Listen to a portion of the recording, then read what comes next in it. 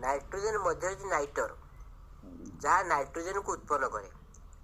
Protein रो super grandfather हेउची nitrogen. Protein माने ही hydrogen nitrogen carbon रो मिश्रण। सेटा ही हैला प्रोटीन रो सीडी। प्रोटीन रू नाइट्रोजेन बाद देले सेटा प्रोटीन होई रहिबो नाही। पुणी प्रोटीन मध्य भी अलग अलग प्रकार अच्छी। जेपरी मांस मध्य प्रोटीन अच्छी, किंतु मोर मांसर प्रोटीन आउ बाघर मांस प्रोटीन मध्य पार्थक्य अलग। विषाक्त पदार्थ मध्य प्रोटीन अच्छी। जेपरी सापर विषय प्रोटीन अच्छी, किंतु जो प्रोटीन शरीर को पुष्ट करे नहीं ताहा ग्रहणीय नुहे, वर्जनीय। मांस मध्य जो प्रोटीन अच्छी ताहा यदि आम मान पक्षे सुसमंजस न हुए ताहले वर्जनीय।